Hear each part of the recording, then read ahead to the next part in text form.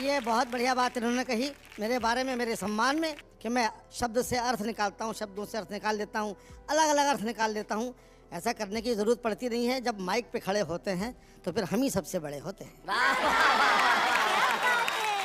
हास्य रस के कवि के पास में कॉन्फिडेंस के अलावा और कुछ नहीं होता है जी। उर्दू का एक शायर मरने के बाद में दोज़ख में गया। दोज़ख समझते ना आप लोग? जी, नरक में गया। तो उर्दू का एक मज़हिया शायर मरने के बाद में दोज़ख में गया तो यमराज को लग रहा था कि ये घबरा जाएगा, यहाँ सीन देख के भयानक सीन होते हैं दोज़ख में तो। हाँ। लेकिन हास्य रस का वो शायर न घबराया, मज़हिया शायर, बल्कि जोर जोर से ठहाके लगाने लगा। अच्छा। तो यमराज ने पूछा हंस क्यों रहा है? तो उसने कॉन्फिडेंस से कहा कि हमने किया गुनाह तो दोज़ख हमें मिली। हाँ। हमने किया गुनाह तो दोज़ख हमें मिली। दोज़ख का क्या गुनाह था, दोज़ख को हम मिले। मैं बताता हूँ आपको आज क्या ज़माना बदल गया। आज की एजुकेशन, आज के बच्चे कितने शार्प हैं। किसी ज़माने में बच्चे भोले भाले होते थे, आजकल केवल भाले होते हैं। क्योंकि टेक्नोलॉजी आ गई है, कंप्यूटर आ गया है, बच्चे कंप्यूटराइज पैदा हो रहे हैं। एक मास्टर ने बड़ा भोंडा सवाल बच्चे से पूछा कि 100 चूहे खा के बिल्ली हज को चली। ये तो कहावत है, लेकिन उसने हज को गायब कर दिया। अच्छा। और कहा कि खाली स्थान भरो। 100 चूहे खा के बिल्ली चली, बोलो। तो बच्चे ने जवाब दिया कि 100 चूहे खा के बिल्ली टेढ़ी मेढ़ी चली। तो मास्टर ने चांटा दिया, अबे हज को चलिए बोलना था। बोले साहब रहने दो, 100 चूहे खा के बिल्ली अपनी जगह से हिल नहीं सकती, हज को तो क्या जाएगी। और वो तो मास्टर साहब आपका सम्मान रखने के लिए मैंने थोड़ा बहुत चलवा भी दिया। बहुत अच्छे। एक और मास्टर ने बच्चे से पूछा कि बेटा बड़े होके क्या करोगे? बच्चा बोला शादी करूंगा। मास्टर बोला वो तो मैं समझ गया, मैं तो ये पूछ रहा हूँ कि क्या बनोगे? बोले दूल्हा बनूंगा। अरे बोले यार क्या हासिल करोगे वो बता। बोले दुल्हन हासिल करूंगा। एक और मास्टर ने बच्चे से पूछा बता बेटा माँ और बाप में क्या फर्क होता है? बच्चा बोला सर माँ कहने से मुंह खुल जाता है, बाप कहने से बंद हो जाता है। वाह वाह वाह वाह वाह। बच्चा कहना चाहता है कि माँ के सामने हिम्मत लौट आती है, बाप के सामने हवा बंद हो जाती है। क्या बात, वाह वाह वाह। हम लोग तो कविताओं में एक्सपेरिमेंट करते हैं जी। जिंदगी एक्सपेरिमेंट का ही दूसरा नाम है। मुझे याद है कि एक जेल के अंदर रामलीला मनाई गई तो एक्सपेरिमेंट में जेलर को लक्ष्मण बना दिया। अच्छा।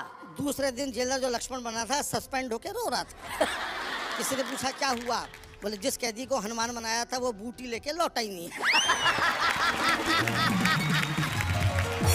आपको जो श्राद्ध पे खाने के लिए बुलाया था ठाकुर साहब ने, वो क्या हुआ था? अब वो ठाकुर साहब ही नहीं रहे।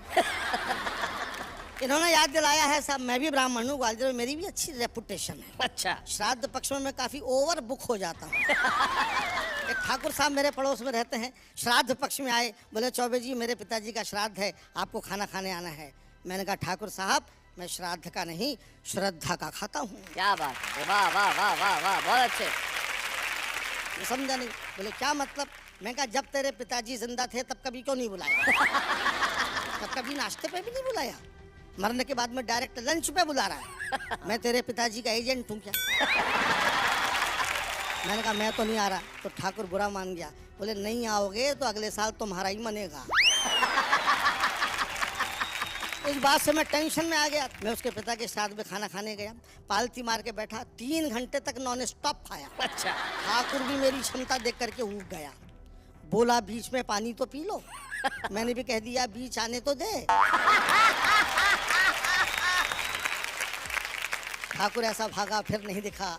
इस देश में पेट की अनंत संभावनाएं हैं, पेट में कुछ भी कितना भी जा सकता है। मुझे याद है एक हाथी का ऑपरेशन हुआ, ऑपरेशन के बाद में डॉक्टर ने नर्स से पूछा अपने औजार तो गिन लिए, पूरे तो हैं?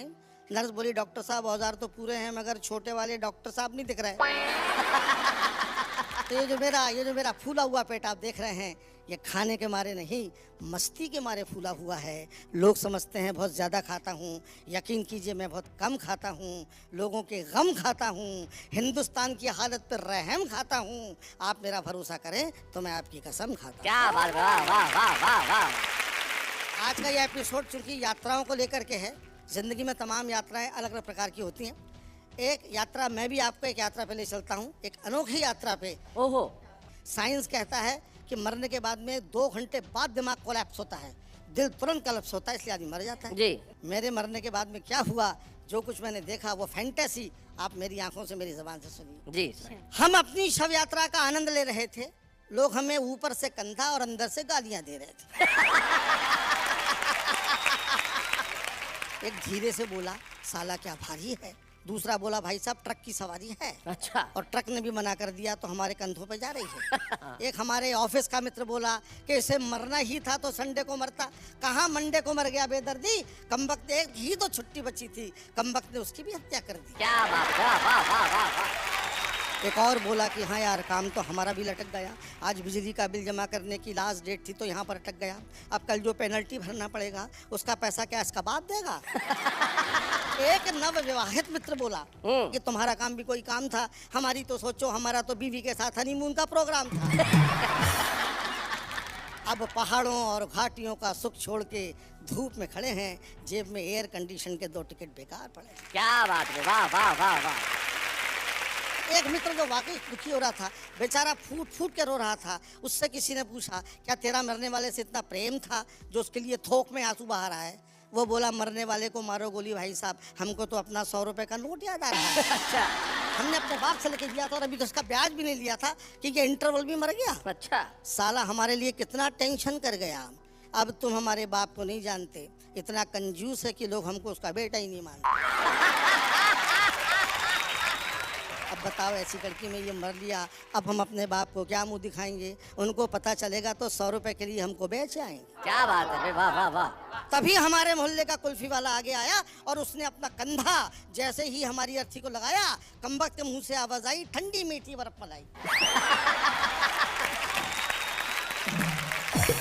कोई पीछे से बोला, कमाल है भाई, यहाँ पर भी धंधा, दुकान लगा रहे हो कि कंधा।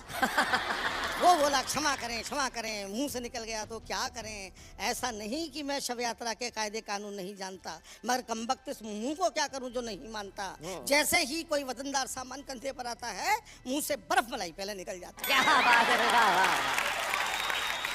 दोस्तों, जून का महीना था, हर आदमी पसीना पसीना था। एक अर्थी ढोऊ बोला, ढोऊ? यार क्या भयंकर धूप है। अच्छा। दूसरा बोला, मरने वाला भी बड़ा बेवकूफ है, मरा भी तो जून में, अरे इस समय तो आदमी को होना चाहिए देहरादून में। ये थोड़े दिन और इंतजार करता तो जनवरी में आराम से नहीं मरता। क्या बात है, वाह वाह वाह वाह।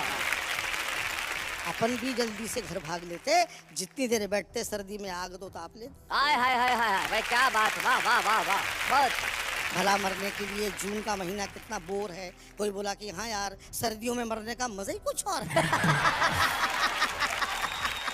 तभी पीछे से आवाज आई, अच्छा बड़े भाई, आप तो जनवरी में ही मरेंगे। वे बोले, नहीं, हम फरवरी में प्रस्थान करेंगे। अच्छा। जनवरी में हमारा इंक्रीमेंट आता है।